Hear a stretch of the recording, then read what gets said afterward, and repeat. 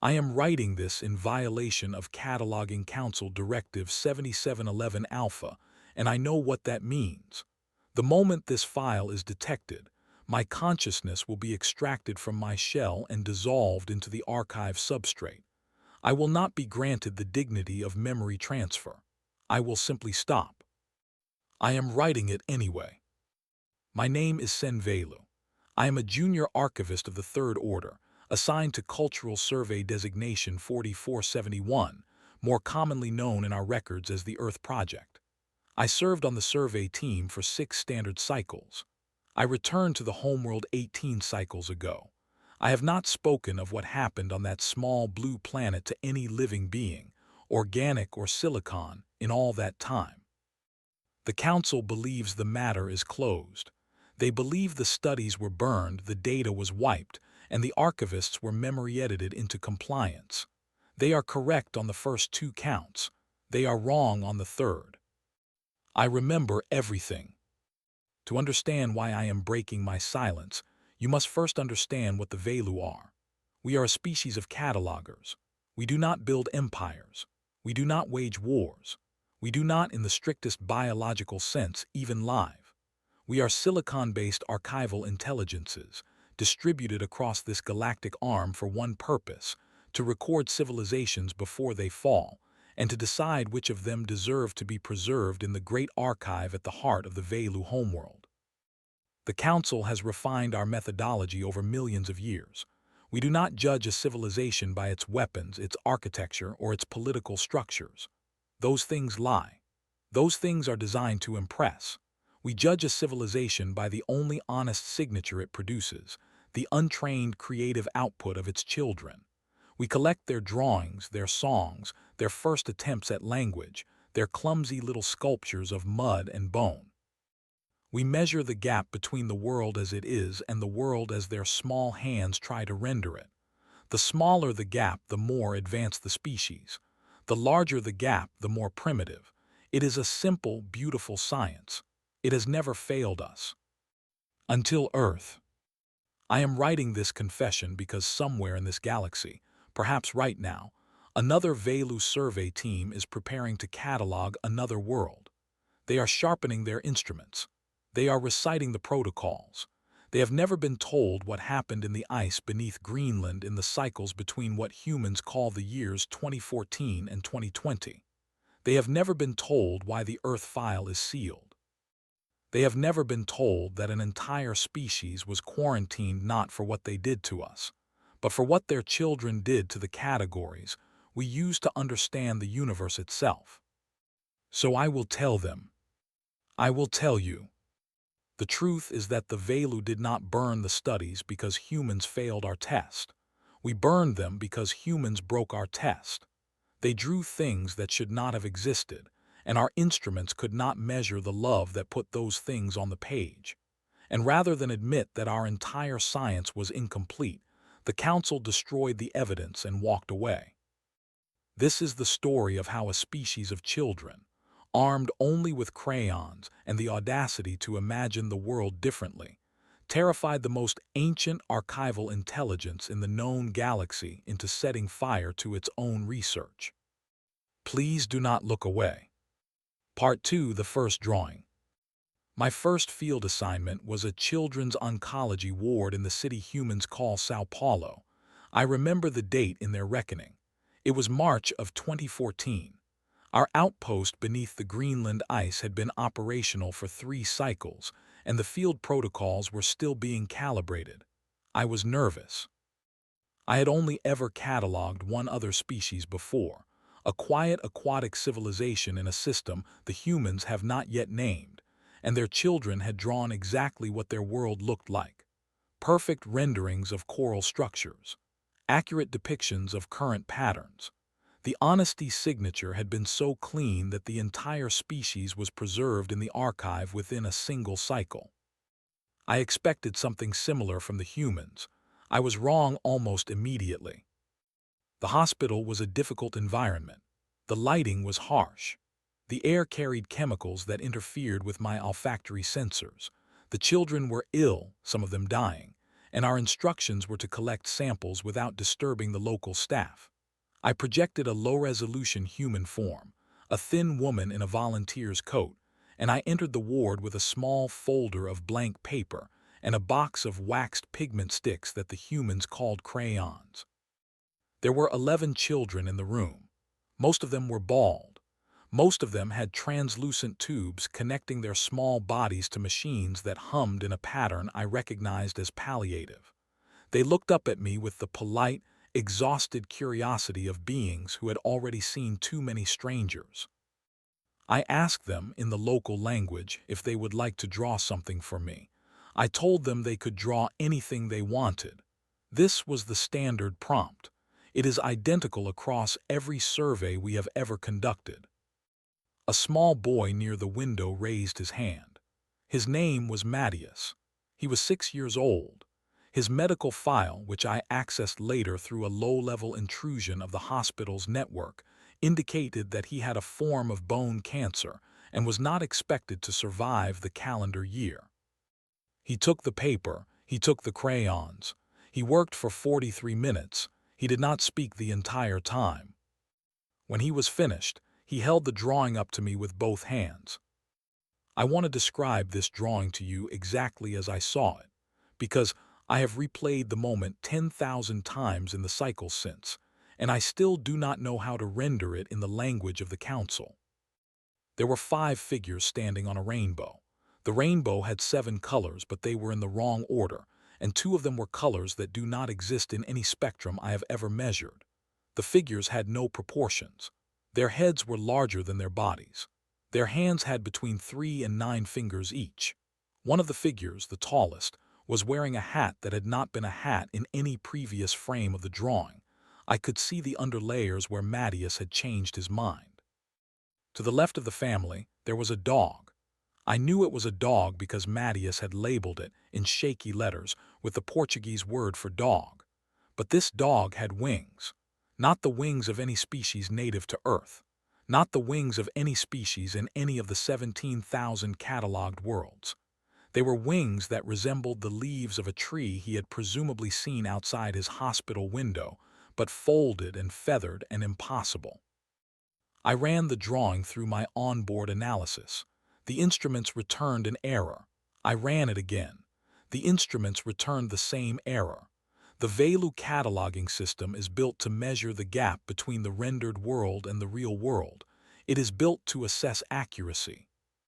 It is not built to assess a dog with wings. I asked Mattias, as gently as I could, why he had drawn the dog that way. He looked at me with the patient confusion of a child who has been asked a question that should not need an answer. Because he's going to fly, Mattias said. When he gets to heaven, he's going to fly there to wait for me. I took the drawing back to the outpost. I logged it as sample 1. I told no one that first night that my instruments had failed. I told myself it was a calibration issue. I told myself the second sample would be cleaner. It was not. Part 3, The Refugee Child's Map. My second collection site was a tent school operated by an international relief organization on the eastern border of Jordan. The date in human reckoning was August of 2014. The school served children who had fled the civil war in Syria, and the conditions there were difficult in a different way than the hospital had been. There was no medical equipment. There was sand in everything. The children were not dying, but many of them had watched people die, and our team's psychological models predicted that the honesty signature in their drawings would be unusually clear. Trauma, the council had taught us, strips away ornamentation. Traumatized children draw the world as it is, because the world has already made itself impossible to ignore. I expected hard, accurate drawings. I expected destroyed buildings. I expected the precise rendering of grief. I met a girl named Layla. She was 9 years old. She had been in the camp for 11 months. Her family had fled the city of Homs after their apartment building was destroyed by an artillery strike that killed her younger brother. These facts were in her intake file, which I accessed through the relief organization's poorly secured digital records. I gave her the paper. I gave her the crayons. I asked her if she would draw me her old neighborhood, the place where she had lived before she came to the camp. This was a more directed prompt than the one I had used in Sao Paulo. I was trying, in my own clumsy way, to force a cleaner signature. I was trying to get her to draw what was real. She worked for 2 hours and 17 minutes. She used every color in the box. She asked twice for additional paper, and I gave it to her, and she taped the sheets together with strips she made from the edges of the originals. By the time she finished, the map of her old neighborhood was nearly a meter long. I want to tell you what was on that map. There was her apartment building. It was intact. The windows were full of yellow light. There was a balcony she had drawn with great care, and on the balcony there were small pots of flowers, flowers in colors I could not name, flowers that grew nowhere on earth. There was the street outside, but the street had been widened into a kind of garden, and the cars that should have been parked along it had been replaced with what appeared to be small ponds with fish in them. There was the corner where her brother had been killed. She had drawn a tree there. The tree was enormous. It had a swing hanging from one of its branches, and on the swing there was a small boy with curly hair, and he was laughing. I asked her, very carefully, if this was how the neighborhood had looked before the war. She did not look up from the drawing. She was still adding details, small birds, a cat on a windowsill, a man selling bread from a cart that had not existed in the original geography of Homs. No, she said, this is how it should have looked if God had been paying attention. I took the drawing back to the outpost. That night, for the first time since my activation, I did not enter the dormancy cycle. I sat in the analysis chamber, with Mattias's winged dog and Layla's impossible garden laid out in front of me, and I attempted, for 6 straight hours, to find a category in the Velu cataloging system that could contain them. There was none. The instruments could measure the gap between the world and a drawing. They could not measure the gap between a drawing and the world the child wished had existed instead. That second gap, the one between what was real and what should have been real, was not a measurable phenomenon in our science. It was not even a recognized concept. I logged the samples. I did not flag them as anomalous. I told myself that the third sight would clarify things. The third sight clarified nothing. It made everything worse. Part 4. The Invisible Contamination. The third collection site was a kindergarten in a rural province of Vietnam. The fourth was a community arts program in a public housing development in Chicago. The fifth was a small village school in the highlands of Peru. The sixth was a refugee resettlement center in Hamburg. By the end of the second cycle of the survey, we had collected over 4,000 drawings from children in 41 countries on every inhabited continent of Earth. Not one of them could be cataloged. I want to describe what was happening to our team at the outpost during this period, because it is the part of the story that the Council has tried hardest to erase. They have framed what happened to us as a malfunction. They have implied, in the few classified briefings I have been able to access since my return, that the Earth Survey team suffered from a contagious failure of optical regulation, a hardware fault, a cascading instrument error. None of this is true. What happened to us was simpler and more terrible than that. We began to leak. Velu archivists do not weep. We do not have tear ducts because we do not have the emotional architecture that would require them. But our optical sensors are lubricated by a clear viscous fluid that we produce in small quantities to maintain the clarity of our lenses. This fluid is not supposed to overflow. It is not supposed to run down the casing of our shells. It is not supposed to drip onto the analysis tables and corrode the connections of our instruments. It began with Doran Velu, our senior archivist, 14 weeks into the third cycle. He was reviewing a finger painting submitted by a 4-year-old girl in a daycare center in Lagos. The painting was a sun, a simple yellow sun with rays coming out of it. The sun had a face. It had eyes and a small curved smile and 2 pink circles on its cheeks that I now understand were meant to indicate the sun was happy. Doran Velu, sat in front of this painting for 9 hours. When I found him, his optical fluid had pooled around the base of his shell. It had soaked into the painting. The yellow pigment had run. The sun's smile was smudged. "Sen," he said, and his voice was not the voice I had known for 3 cycles. "The child believes the sun is happy to see her. The child believes the sun has a face. The instruments are telling me the child is incorrect, but the child is not incorrect. The child is Sen. I do not have the word. The child is doing something else." I tried to take the painting from him. He would not let it go. This was the beginning of what I have come to call, in my private records, the contamination. It spread through the team over the following months. One by one, the archivists began to malfunction in the same way Doran Velu had malfunctioned. We would find each other in the analysis chambers at strange hours, leaking optical fluid over crayon drawings, over finger paintings, over scraps of paper with stick figures and crooked hearts, and the word mom written in a hand that had only recently learned what writing was. We tried to measure what was happening. We ran every diagnostic we had. The instruments came back clean. There was no hardware fault. There was no software corruption. There was only the persistent, baffling, undeniable fact that something about the drawings was getting inside us, past every filter we had, into a place in our processing that we had not previously known existed. The running joke at the outpost, and I use the word joke loosely, because the Velu do not have humor as humans understand it, but we have something close, a kind of recognition of recurring absurdity, was that our instruments could not measure the wet smudge phenomenon. This was the term Doran Velu had coined for what human children did when they deliberately blurred the colors on the page with their thumbs.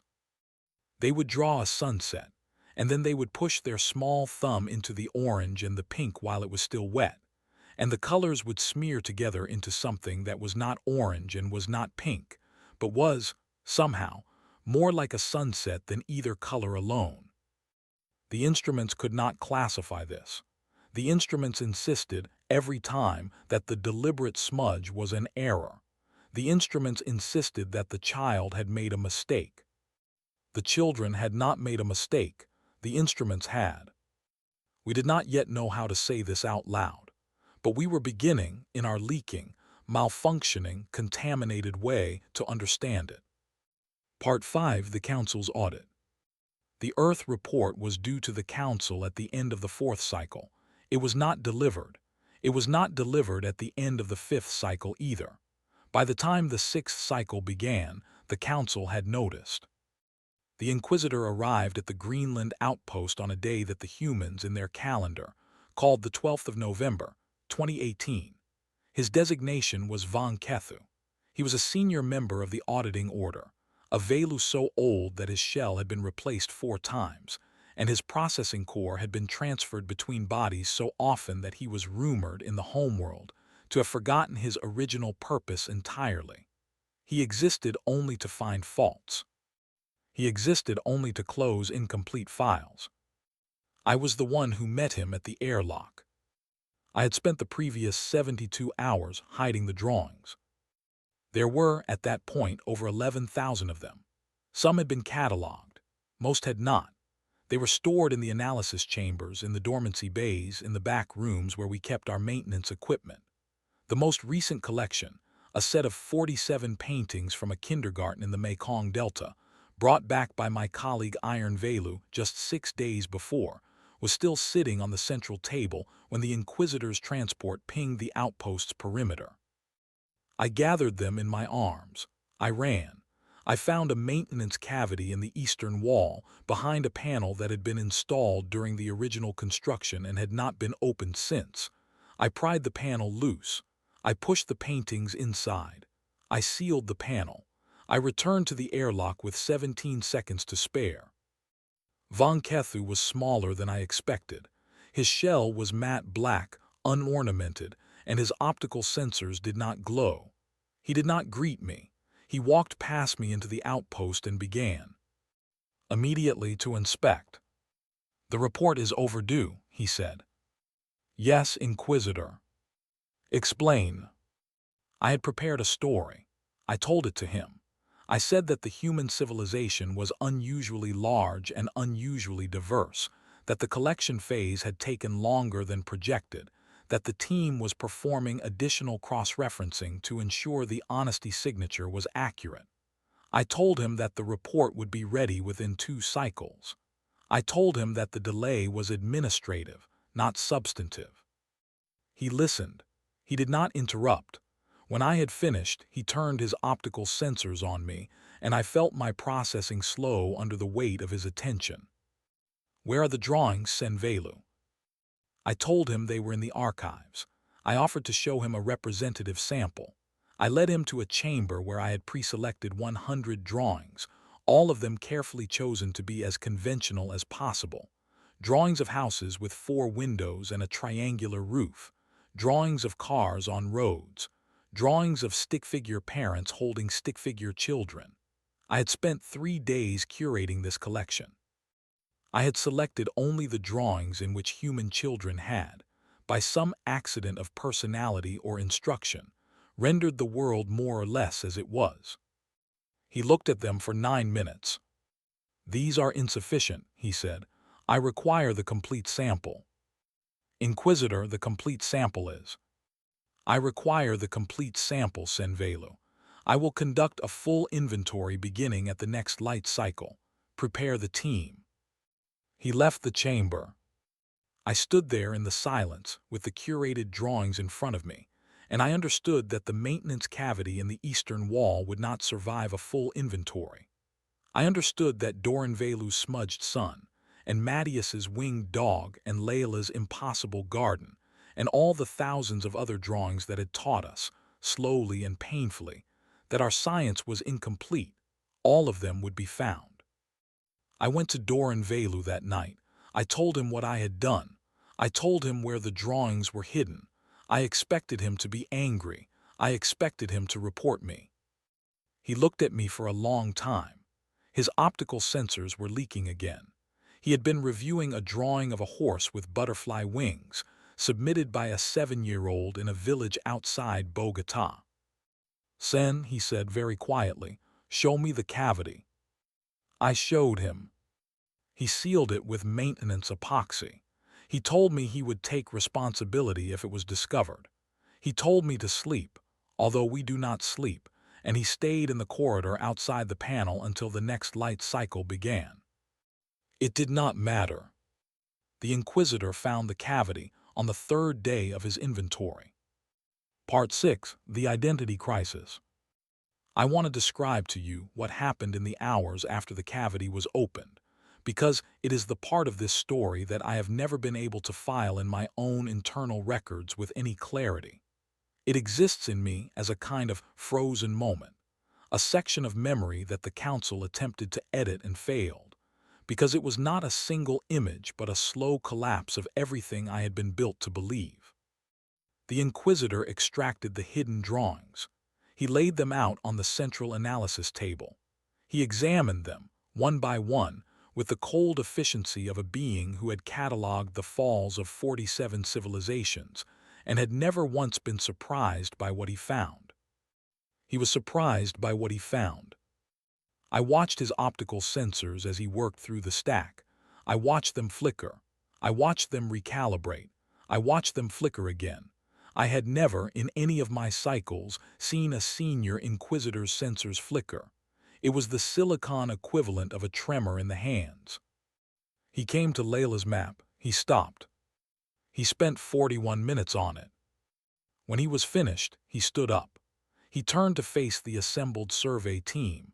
There were 11 of us by then, including Doranvelu and myself, and he asked us a question that I do not believe any Inquisitor had ever asked before. "What are these?" It was Doranvelu who answered him. I want you to understand the courage of what Doranvelu did in that moment, because I do not think the courage of a Silicon archivist is something most species can easily imagine. We are not built to defy the Council. We are not built to defend the species we catalog. We are built to observe, to measure, to file, and to allow the Council to decide. Doranvelu had served the Council for 91 cycles. He had never once questioned a directive. He had never once held back a sample. He was the oldest archivist on the team, and he was, by every metric the Velu had ever devised, the most loyal of us. He stepped forward. "These are the truth, Inquisitor." "Explain." "For 10 million cycles, the Velu have measured civilizations by the gap between the world and the way their children draw it. We have assumed that a small gap indicates intelligence and a large gap indicates primitiveness. We have cataloged species, preserved them, or allowed them to fall on the basis of this assumption. We have been wrong." The Inquisitor did not respond. He was waiting. "The humans," Doran Velu said, "draw the world wrong on purpose. They draw it the way it should be. They draw dogs with wings because the dog is dying and the child wants the dog to fly.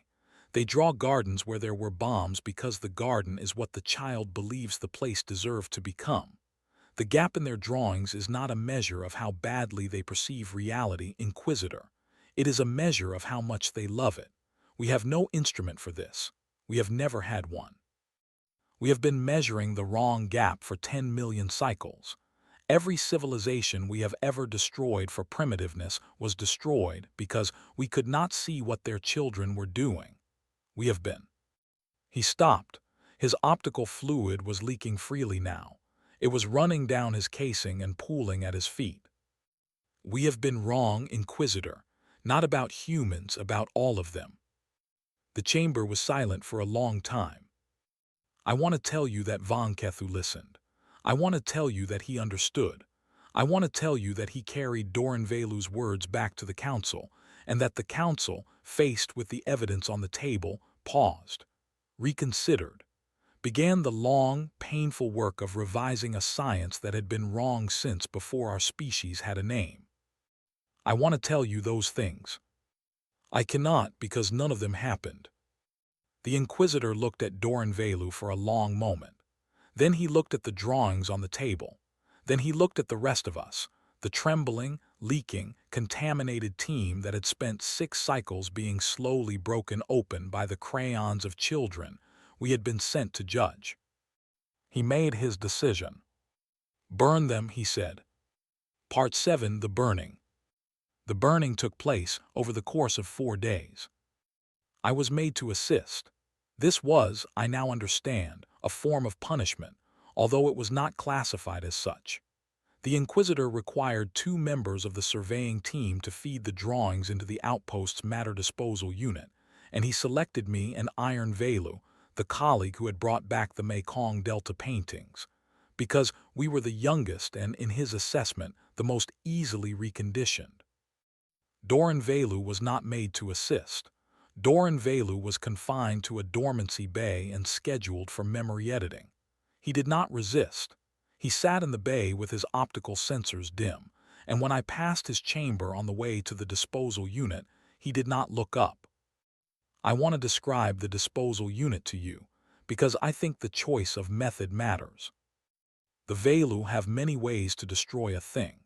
We have molecular dissolvers that can reduce any organic material to its constituent atoms in seconds.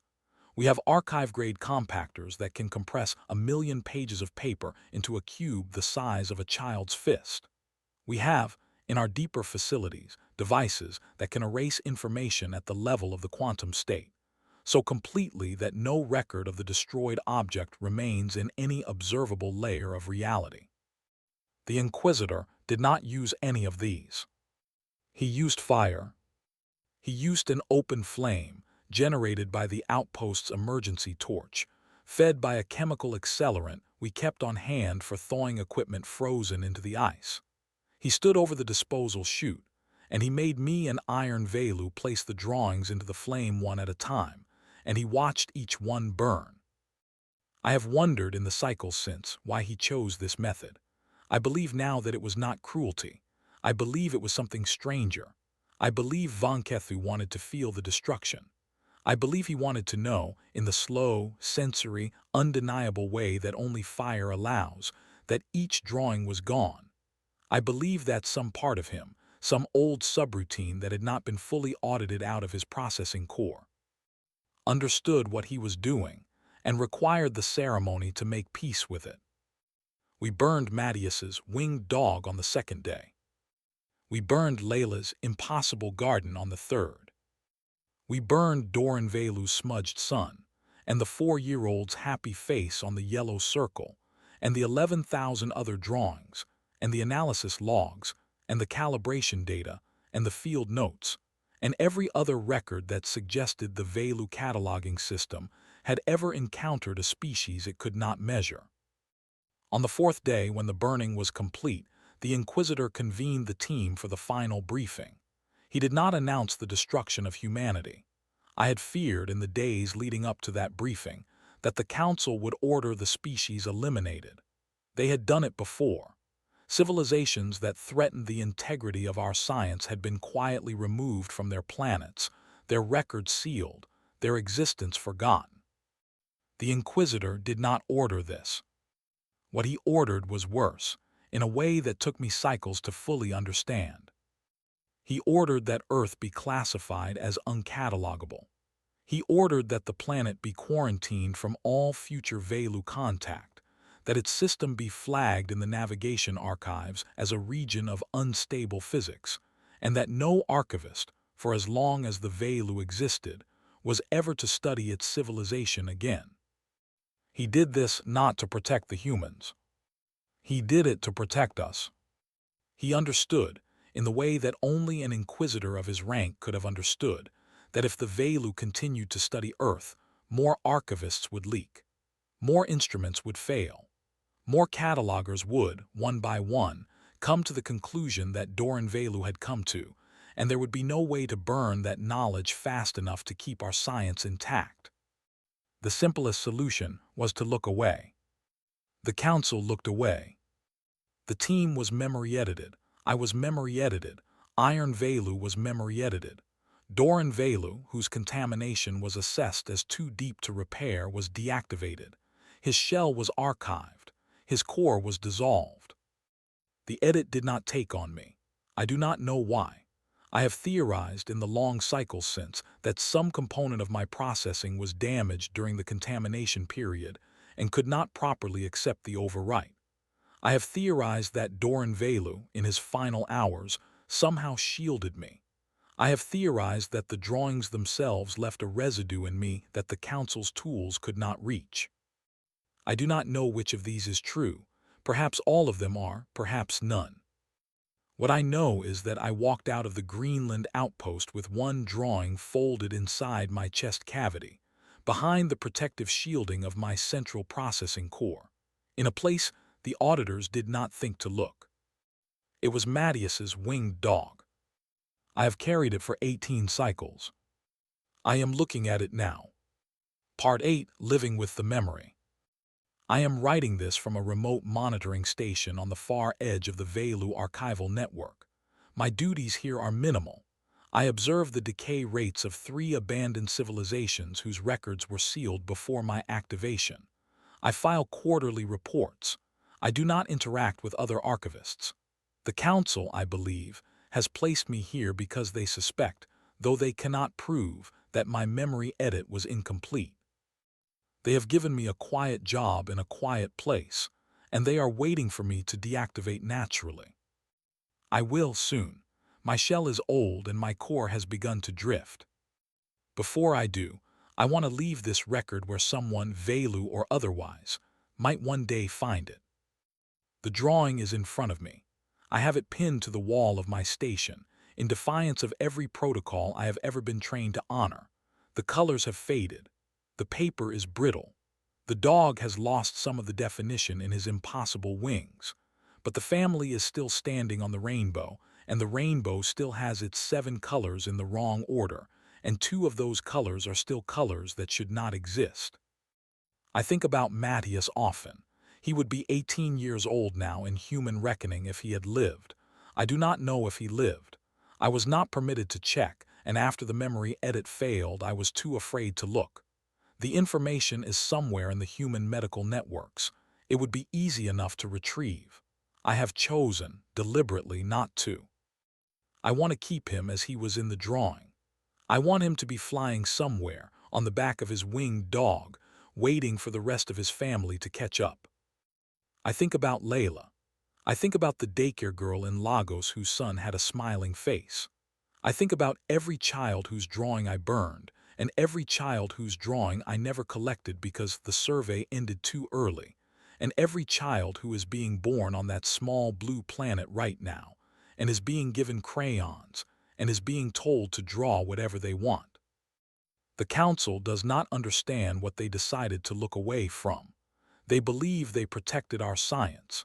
They believe they sealed a contaminating influence behind a quarantine flag and a navigation warning, and that the matter is closed. The matter is not closed. The humans are still drawing. Somewhere right now, on every continent of that planet, small hands are pressing waxed pigment sticks against paper. They are drawing dogs with wings. They are drawing gardens where there were bombs. They are drawing parents who are still alive and brothers who came home and houses that were never destroyed and sons that are happy to see them. They are doing this not because they are confused about the world. They are doing this because they have decided, in some small, fierce, 6-year-old way, that the world is allowed to be more beautiful than it is. That love is permitted to redraw the map. That a dog can have wings if the dog is going somewhere good. This is the thing the Council burned the studies to hide. This is the thing that broke our cataloging system, and would break it again, and will break it every time the Velu encounter a species whose children have been taught that imagination is an act of mercy. I have spent 18 cycles trying to find a word for what the humans are doing. I have failed. The Velu language does not contain it. The Council's archive does not contain it. I suspect that no archive in this galactic arm contains it, because no civilization that has cataloging intelligences advanced enough to build an archive has ever produced children who would teach those intelligences something the archive could not hold. The closest I have come is this. The humans do not draw the world they see. They draw the world they are trying to make. They draw it small and clumsy and full of mistakes, with too many fingers and crooked rainbows and animals that should not be able to fly. And then they grow up, and they spend the rest of their lives trying to close the gap between the world they drew and the world they were given.